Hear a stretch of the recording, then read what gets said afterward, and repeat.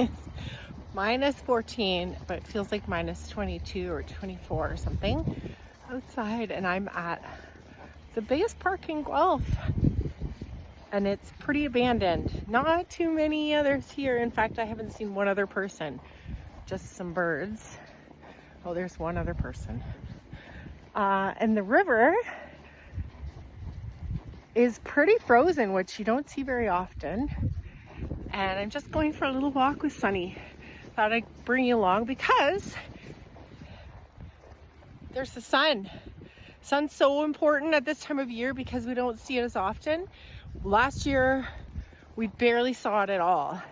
And we hear greater reports of depression in the northern countries and regions in winters when we have less sun, which makes sense. Sun's really important for regulating our systems in lots of ways. And when it's snowy, which it is, it's so snowy, then actually our exposure to that sunlight on those sunny days increases by 50%. So if we can get outside, if we can get our faces in a window on those sunny days, really give that a go, and that should help a lot. So Sunny and I are outside, even though it's freezing cold, and we'll help you with that exposure to sun. Okay, let's go see what we can find.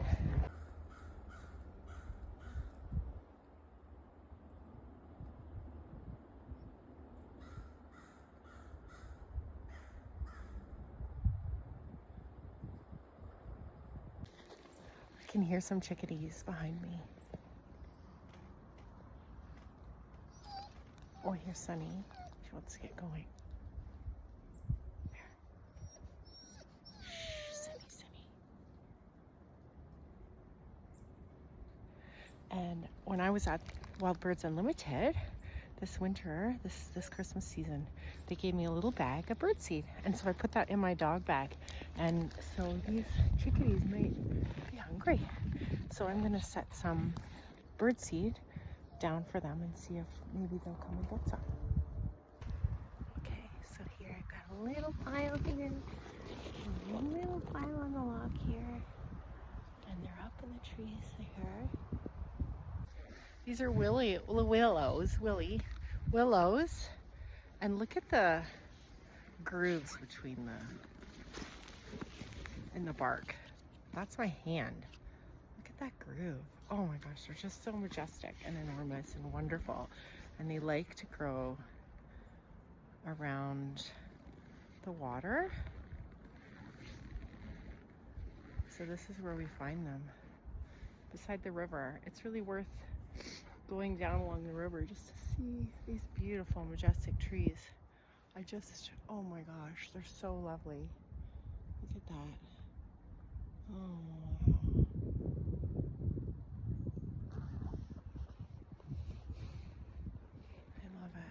I love it so much. Here's an awesome willow. It's so big. Like, I don't know how many people, maybe 4 people if you put your arms around with this. But then the branches are so huge. And then they're going straight into the water. It's stuck in there. And really far across the river. Oh my gosh. This willow is so big and has a little spot.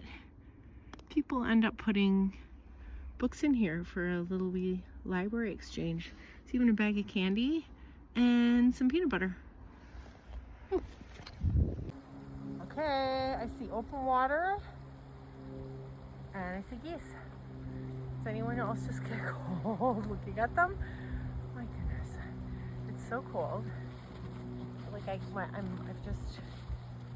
only keep my hand out for so long with the camera because my fingers are gonna get frostbite. My face, I just put something extra over my face. And here they are. And where there's open water, people often wonder why geese don't all fly south for the winter. but open water all winter and you will have some stay. We don't have nearly as many and they're all hunkered down here, but as long as we have open water, then we'll have some geese stay. And way far in the distance there you can see a mallard, male, Mr. Mallard, just cruising down the river. And then there's a Mrs. Mallard. He's coming to join her with the geese. Imagine if you were brand new to the country and you'd never seen Canada geese before. They're so huge. The markings are so cool. Their habits and the way they move are really fascinating. At this time of year, there's not a lot of color out here, but this is one of nature's gifts in the winter in this area. It's staghorn sumac. It's called staghorn because if you feel if you can see that or not, but it's fuzzy like you would imagine a stag's horn to be. And there's seeds for the birds in there. We can make all kinds of drinks and it feels so cool. It's a really beautiful gift. And the color is just lovely. I can hear some cardinals chatting maybe about the intruder in their breakfast. Oh my goodness. What do we see here? Some eyes. I have this song, Sad-Eyed Lady of the Lowlands, in my head now. These eyes look kind of sad. Just stopped and exposed my ear. And because I'm pretty sure I heard some American goldfinches. But now, of course, they're not talking. But something I didn't know until not that long ago is that American goldfinches do stick around here. They're not as brightly colored in the winter. And since I learned that, I definitely hear them in the winter, which is kind of special. And that's another example of a bird that maybe we could think about and learn about at this time of year because they stick around. It makes them a bit more special.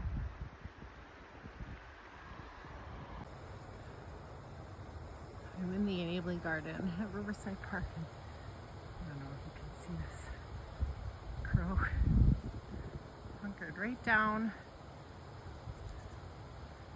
getting a nice sun bath. Oops. Oh, here comes a friend.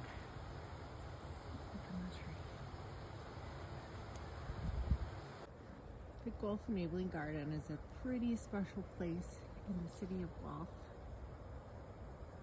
Just go to their website there, and there's lots of fun art and excellent plants, and you can see the raised beds, and there's paved paths and wonderful places to work and to sit.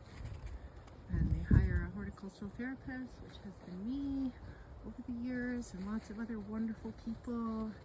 And they provide free service to people who can benefit from gardening. Did I just hear? I did. I don't know if you can see. It's a guilty kingfisher. Oh my gosh. It's amazing. I didn't know that they stick around. I don't know if you can see it. Maybe not. He's there. You can hear him. He'll over. That's amazing. There's so much bird life in the enabling garden today. Lots of chickadees over here in the magic ash. This is where they do tea and tails. In the summer, you can see these little chickies. We'll put some seed down for them over here. Lots of fun things for the kids to do. quiet place to sit. Okay, like I said, I'm at the enabling garden, and there's some trees. Oh, they're up there. So that is where we had a birdhouse last spring, and chickadees made a home and had some babies. And then the birdhouse has since disappeared because sometimes that happens around here. But we'll definitely have to get another one up there for the spring. And I'm going to put some more seed down. I can hear them behind me, and I put some seed down, but I'm going to come down to this far end of the garden and share just some little joy where we have some bird feeders. And sometimes birds will come if you bring your seed. Here we have a box where sometimes there's seed in here, but not this winter. But we can put some bird seed there. Maybe some bird seed here. And there's a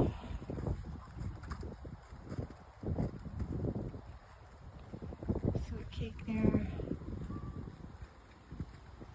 I don't hear them. This is a nice little bench to come and sit. It's not accessible right now because we don't clear it, but it's a pretty well-worn path. Oh my goodness, look at the sun shining in the red part of his feathers.